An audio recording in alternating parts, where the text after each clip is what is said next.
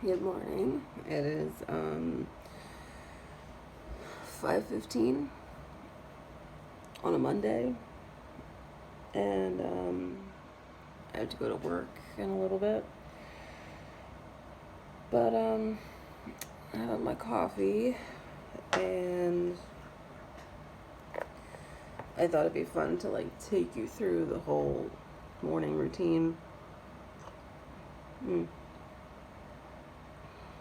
how I get ready on the mornings when I have to be out early. It's my morning face right now. You guys get to see me when I'm not at my ugliest, but oh man, can't open my eyes.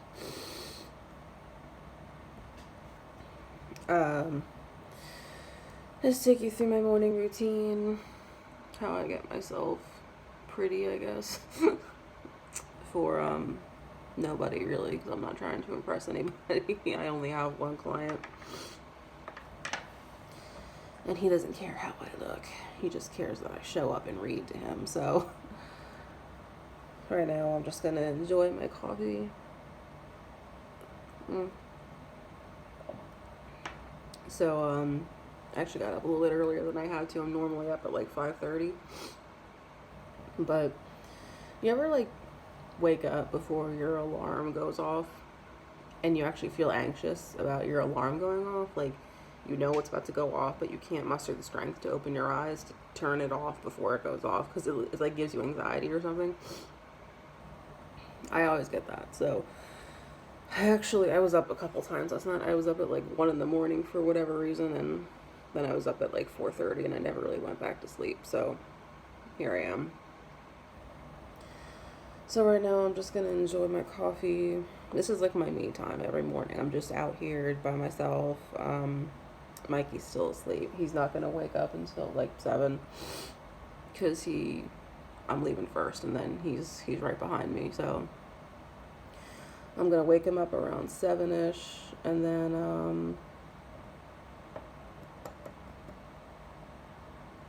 I'm just gonna have my coffee, say hi to the babies, wake them up in a little bit, and then I'll take you through my morning. So I'm all done my coffee, I had my breakfast, and time for the beautification, I guess you can say. So the vent is loud in here, so hopefully you can hear me. But in my not old age, but fairly late in life, I've started to really pay attention to skincare. Now, there was once upon a time, where it wouldn't be caught dead without a full face of makeup on. Those days are long dead because, frankly, I just can't muster up the energy to care. And I'm not trying to impress anybody. So my sisters actually got me into this. They're really big on skincare and taking care of your visage. So one day they yanked me aside when I went to go visit my parents, and they said, "Lori," that's what they call me, "what are you using on your face?" And I said, "Well, to be honest, y'all, nothing, because I just don't have the time." To which they were horrified and basically got me into all this. And I have fallen off the wagon a little bit, but for you, I'm going to demonstrate. Now, I haven't done this in a bit. This is going to look kind of scary. Well, first of all, this is what they've got me on. These the ordinary dropper balls. I think I got these from Sephora. So this is an exfoliating treatment. Now, I can't stress this enough. This has to stay on my flesh for 10 minutes, and that's it. Now, this is going to look kind of weird because it's red. And it burns like a motherfucker. But I won't lie, though. I do kind of enjoy the Elizabeth Bathory Blood Countess feel about this. I can finally live out my fantasy of, you know, bathing in the blood of virgin girls so that I stay young forever kind of feel about this. So this looks kind of weird and a little scary, but and this can only stay on my flesh for like 10 minutes because this is quite an intense serum. Not a serum, an exfoliating treatment.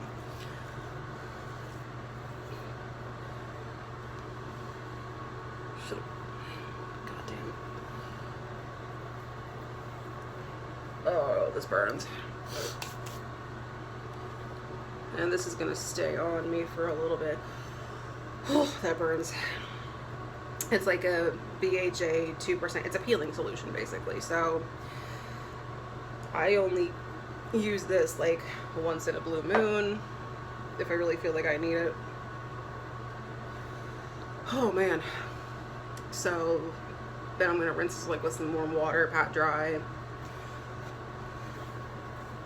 and then enjoy feeling like I'm bathing in the blood of young women. So you'll see me, and hopefully I'll look glowier and more youthful. All rinsed off. So now we're going just with the serum. Niacinamide 10%, zinc 1%. Again, don't really know what any of that means. I'd have to consult my sister about that. But I did kind of fall behind on this, so I really need to get back into this because my skin, in case you can't tell in this lighting, is not the best. And that's another thing with what I have, which is polycystic ovarian syndrome. Not as uncommon as you would think.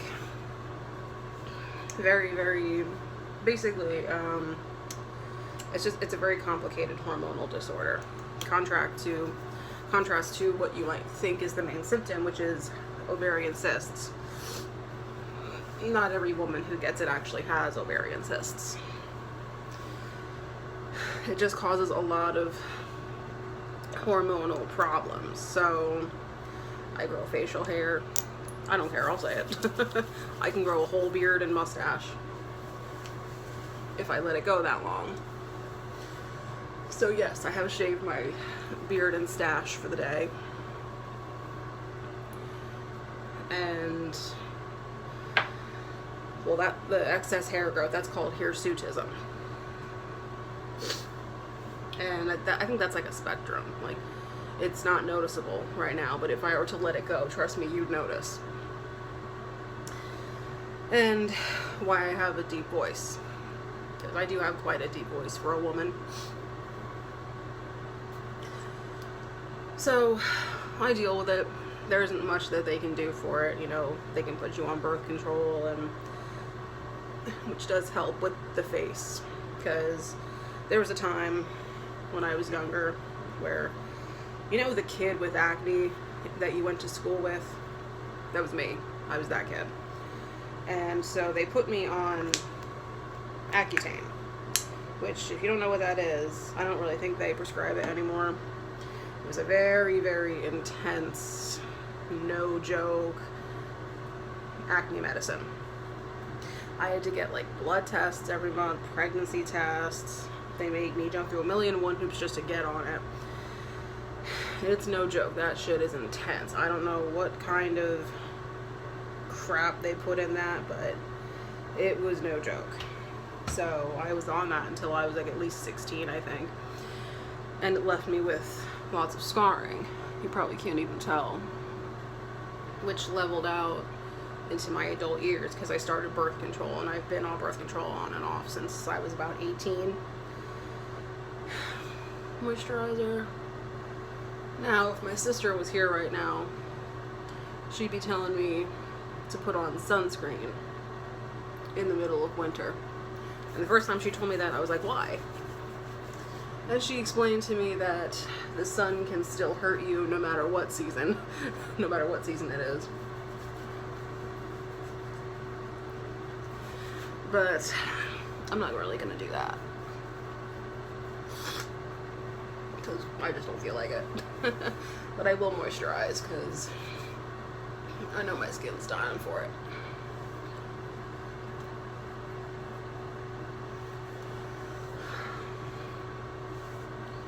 And there is something really satisfying about just making sure that you're put together for the day. Now, this isn't hair washing day, but if it was, I would have just washed, conditioned, shampooed, conditioned, blow dried with a diffuser, which helps with curly hair. And, well, I would have put this in before I did that, and then just scrunch it up. It helps with the frizz. I'm a little frizzy right now just because I probably just slept too hard, but I'll do something with this. It's gonna go up in a bun once I get to work anyway, because the people I work for just keep it so hot.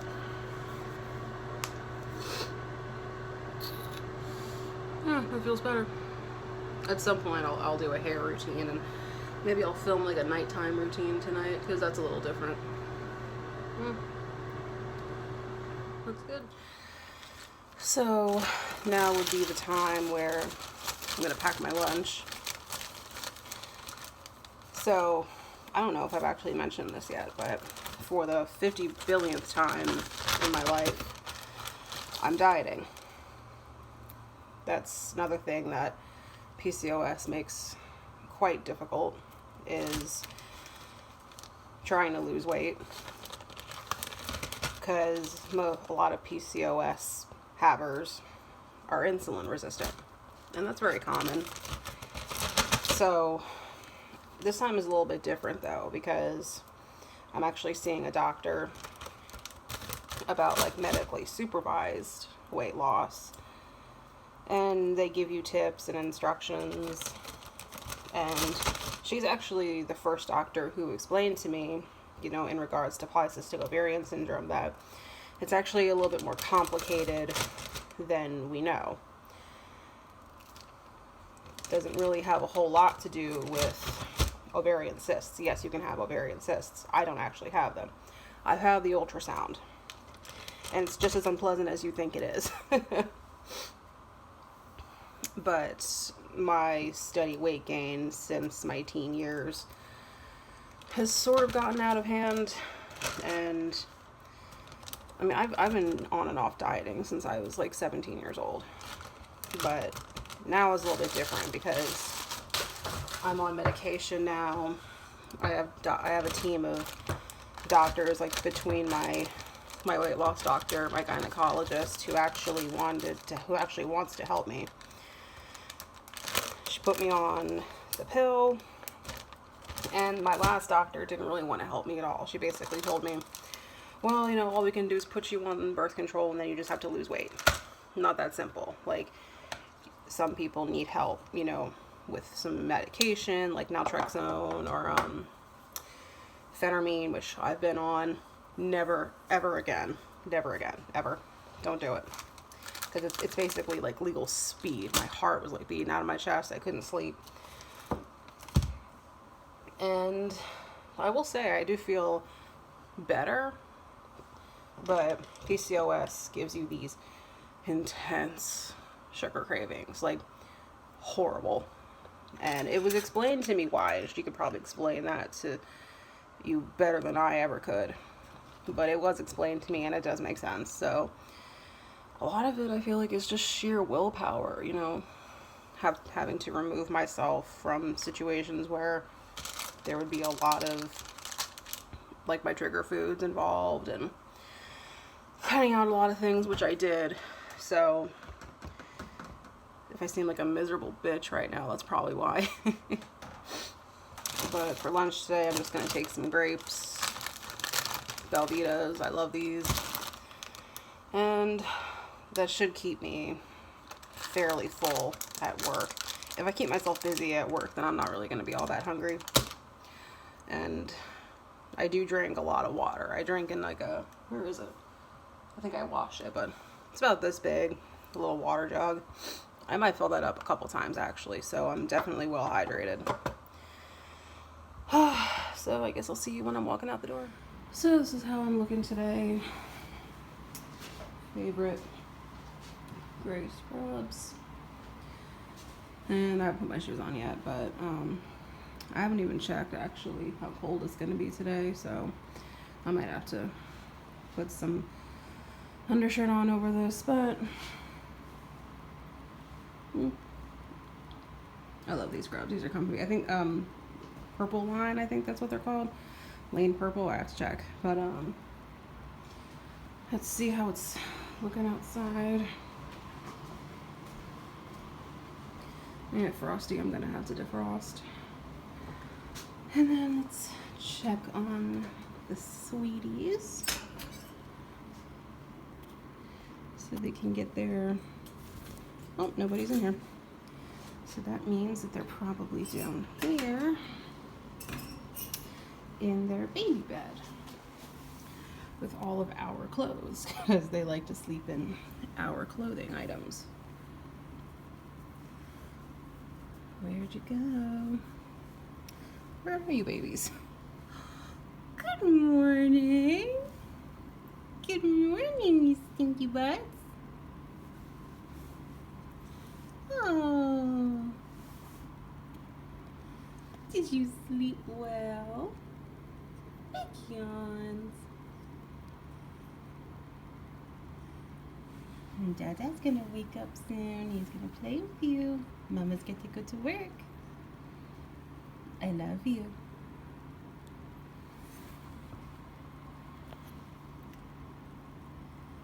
You're precious. And I might like to be left alone. So I'm getting ready to go. I'm not gonna be back today, I think, until like 5, so maybe I'll do like a nighttime routine when I get home and show you how I get ready for bed. And I think I'm gonna be home before Mikey because he leaves after me, but I think he's gonna be home after me, so hopefully we'll just have a good Monday, get this day over with, and try to have something to look forward to for the week, because that's how I usually get through the weeks. I always say if there's going to be something that's going on this week, like, that's what I look forward to for the week, because if I just go through the whole week, the days just kind of bleed into each other, and it just gets monotonous. So if I know that there's something that I can do over the week or look forward to, it just makes it go by quicker. I don't know, that's just how I do it. So I'm gonna get going. I'm gonna defrost my car, and Mikey will be up in a little bit, so I'm gonna go say goodbye to him, and let's just get this day over with so we can get home and watch our nightly Lifetime movie or something, and he can go to work. I don't know who he's got at work today. I think he has a couple clients that he's seeing today, so I'm sure we'll discuss all that tonight. So we'll see you guys later.